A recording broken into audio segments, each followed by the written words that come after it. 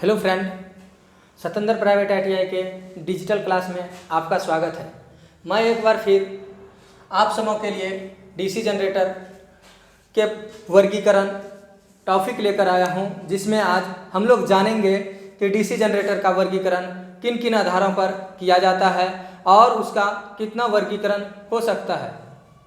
सबसे पहले हम लोग जानेंगे कि डीसी जनरेटर के कितने प्रकार होते हैं। डीसी जनरेटर के कितने प्रकार होते हैं। तो डीसी जनरेटर जो होते हैं, इसे बांटने के मुख्य दो आधार होते हैं। कितने आधार होते हैं? मुख्य दो आधार होते हैं। जैसा कि यहाँ पर डिफिनेशन भी लिखे गए हैं, डीसी जनरेटर की वर्गीकरण मुख्य दो आधार पर किया जाता है। कितने आधारों पर किया जाता है? दो आधार पर। पहला है प्राइम मूवर के आधार पर, प्राइम मूवर के आधार पर, और दूसरा उत्तेजना के आधार पर। तो आज के क्लास में हम लोग जानेंगे प्राइम मूवर के आधार पर वर्गीकरण और नेक्स्ट क्लास में जानेंगे उत्तेजना के आधार पर वर्गीकरण। तो आज हम ले चलते हैं आप सबों को प्राइम मूवर क्या है और इसमें जनरेटर का किस प्रकार से वर्गीकरण किया जाता है। प्राइम मूवर मतलब घूमने के आधार पर जनरेटर। आप लोग जानते होंगे कि जनरेटर को यांत्रिक ऊर्जा देना होता है, तभी वह विद्युत ऊर्जा की उत्पत्ति कर पाती है। मतलब यदि जनरेटर में कोई मैकेनिकल एनर्जी देते हैं तो उसे वह इलेक्ट्रिकल एनर्जी में रूपांतरित कर देते हैं। मतलब उसे मैकेनिकल एनर्जी देने के लिए जनरेटर के शाफ्ट को मशीन के शाफ्ट से या जल टरबाइन के शाफ्ट से कनेक्ट करना होता है, जोड़ना होता है। इसलिए हम लोग कह सकते हैं कि प्राइम मूवर के आधार पर जनरेटर मुख्यतः चार प्रकार के होते हैं। कितने प्रकार के होते हैं? तो प्राइम मूवर के आधार पर जनरेटर चार प्रकार के होते हैं। पहला है जल टरबाइन चालित जनित्र, दूसरा है वाष्प टरबाइन चालित जनित्र, तीसरा है पवन चक्की चलित जनित्र, चौथा है डीजल इंजन चलित जनित्र। यानी चार प्रकार के जनित्र होते हैं। किसके आधार पर? प्राइम मूवर के आधार पर। तो पहला जो हम बताने जा रहे थे, जल टरबाइन चलित जनित्र। कई जगह पर जल के माध्यम से टरबाइन को घुमाया जाता है। कई स्थानों पर जल के माध्यम से टरबाइन को घुमाया जाता है। जैसा कि कहीं पर बांध या डैम बनाकर जल को एकत्र किया जाता है और उस एकत्र जल को एक अधिक बहाव के कारण एक बहाव के साथ ब्लेडों पर गिराया जाता है। यानी टरबाइन जो ब्लेड होते हैं उस पर जल को गिराया जाता है और जब ब्लेड मूव करने लगते हैं, घूमने लगते हैं, तो ब्लेड के घूमने के उपरांत ब्लेड जिस शाफ्ट पर कनेक्ट होते हैं वो शाफ्ट जनरेटर के शाफ्ट से कनेक्ट होते हैं और जैसे ही ब्लेड घूमने लगते हैं उसके उपरांत जनित्र के भी आर्मेचर मूविंग करने लगते हैं और आर्मेचर जैसे ही मूव होते हैं तैसे ही आर्मेचर से EMF की उत्पत्ति हो जाती है। इस प्रकार हम लोग देखते हैं कि जल टरबाइन ज्यादा प्रयोग में लाए जा रहे हैं ऐसे स्थानों में जहां जल की बहुलता होती है, जहां जल पर्याप्त मात्रा में होती है, जहां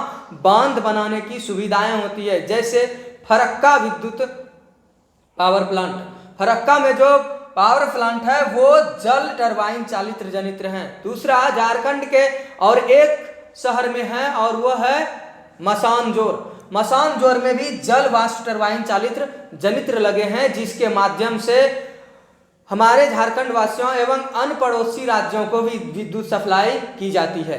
दूसरा है वाष्प टरबाइन चालित जनित्र। तो पहला में हम लोग जाने कि जल के माध्यम से टरबाइन को घुमाया जा रहा था, लेकिन दूसरा क्या है? वाष्प टरबाइन चालित जनित्र, यानी कि वाष्प के माध्यम से टरबाइन घुमाया जाता होगा। हाँ, तो सही है। यहां क्या होता है ना कि वाष्प बनाया जाता है, जल भी चाहिए और ईंधन भी चाहिए। ईंधन के रूप में कई जगह कोयले का प्रयोग किया जाता है तो कई जगह यूरेनियम का प्रयोग किया जाता है। यूरेनियम को जलाकर या कोयले को जलाकर जल को गर्म किया जाता है और जब जल गर्म हो जाते हैं तो उससे वाष्प बनते हैं और उस वाष्प को टैंक में एकत्र कर लिए जाते हैं और उसी वाष्प के प्रेशर से टरबाइन के ब्लेड पर डाला जाता है। उस वाष्प के प्रेशर को किस पे डाला जाता है? टरबाइन के ब्लेड पर डाला जाता है। और जब प्रेशर ब्लेड पर पड़ते हैं तो ब्लेड मूव करने लगते हैं, घूमने लगते हैं, और ब्लेड के घूमने के उपरांत जनरेटर के भी आर्मेचर घूमने लगते हैं, जिससे कि जनरेटर में ईएमएफ की उत्पत्ति हो जाती है। तो इस प्रकार का हम एग्जांपल देंगे कहलगांव एनटीपीसी। कहलगांव एनटीपीसी एक वाष्प टरबाइन चलित जनित्र है, जहां वाष्प के माध्यम से विद्युत की उत्पत्ति की जाती है और कई राज्यों में इसका वितरण भी किया जाता है। आगे पॉइंट है पवन चक्की चालित जनित्र। पवन चक्की यानी पवन से घुमाया जाता होगा टरबाइन, तभी तो पवन चक्की नाम पड़ा है, पवन चक्की। से पहले हम बता देना चाहते हैं कि पवन चक्की को लगाने के लिए, पवन चक्की को चलाने के लिए वायु की जो गति होती है मिनिमम कितना होना चाहिए? वायु की गति मिनिमम 15 किलोमीटर होनी चाहिए। पवन की रफ्तार क्या होनी चाहिए? गति क्या होनी चाहिए? तो पवन की गति कितना होनी चाहिए? 15 किलोमीटर प्रति हॉर्स, प्रति घंटा। अगर एक घंटा में 15 किलोमीटर के रफ्तार से वायु चल रही है तो पवन चक्की वहां पर स्थापित किए जा सकते हैं। इसलिए विश्व में एकमात्र ऐसा देश है डेनमार्क, जिसे पवनों का राजा कहा जाता है।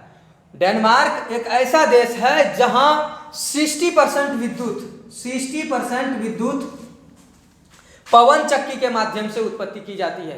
परंतु हमारे देश भारत में भी कई राज्यों में, भारत के भी कई राज्यों में पवन की गति 15 किलोमीटर या उससे अधिक होते हैं, जैसे राजस्थान। तो वहां पर भी पवन चक्की लगा करके विद्युत की उत्पत्ति की जाती है। तो पवन चक्की के लिए एक पोल लगाया जाता है और पोल पर पंखुड़ी लगे होते हैं, और वो पंखुड़ी जब हवा के माध्यम से घूमती है तो उससे बेल्ट लगे होते हैं, और उस बेल्ट के माध्यम से नीचे जनरेटर या अल्टरनेटर लगे होते हैं, उसके सॉफ्ट को घुमाया जाता है। और जैसे ही जनरेटर के आर्मेचर घूमने लगते हैं तो जनरेटर से ईएमएफ की उत्पत्ति हो जाती है। इस प्रकार से पवन चक्की के माध्यम से भी विद्युत की उत्पत्ति करके कई राज्यों में सप्लाई दिए जा सकते हैं। अगला है डीजल इंजन चालित जनित्र, जिसे कि आप लोग आम शादी ब्याह छोटे छोटे फंक्शनों में भी देखे होंगे कि जब हमारे घरों में छोटा बड़ा कोई भी कार्यक्रम होता है तो उसमें हम लोग डीजल इंजन चालित जनित्र ले आते हैं। और वहां पर हम लोगों ने देखा है, ये इसलिए हम बोल रहे हैं कि ये हर व्यक्ति इस चीज को देख सकते हैं। हर व्यक्ति कहीं ना कहीं फंक्शन में जाते हैं, पार्टी में जाते हैं और वहां जनरेटर बखूबी देखते हैं। तो वहां हम लोगों ने देखा है कि एक जनरेटर होते हैं यानी अल्टरनेटर होते हैं, और अल्टरनेटर के शाफ्ट को मशीन के शाफ्ट से कनेक्ट कर दिए जाते हैं। यानी डीजल इंजन के शाफ्ट से जनरेटर के शाफ्ट को क्या किया जाता है? कनेक्ट कर दिया जाता है, जोड़ दिया जाता है। और जब जीवाश्म ईंधन यानी डीजल या पेट्रोल को डीजल इंजन में डालकर उसे घुमाया जाता है तो वह यांत्रिक ऊर्जा को जनरेटर को डालता है। यानी डीजल इंजन क्या करता है? यांत्रिक ऊर्जा को जनरेटर में देती है, और उस यांत्रिक ऊर्जा को जनित्र क्या करते हैं? विद्युत ऊर्जा में रूपांतरित कर देते हैं। इस प्रकार हम लोग समझे कि विद्युत उत्पत्ति के लिए प्राइम मूवर के आधार पर 4 वर्गीकरण किया गया है जनरेटर का। पहला जल टरबाइन चालित जनित्र, वाष्प टरबाइन चालित जनित्र, तीसरा पवन चक्की चालित जनित्र, और चौथा डीजल इंजन चालित जनित्र। इस प्रकार से हम लोग चारों को समझे। नेक्स्ट क्लास में हम लोग जानेंगे उत्तेजना के आधार पर उत्तेजना है क्या और उसका कितना प्रकार होता है। तब तक के लिए मैं दिनेश कुमार आप लोगों को धन्यवाद देता हूँ।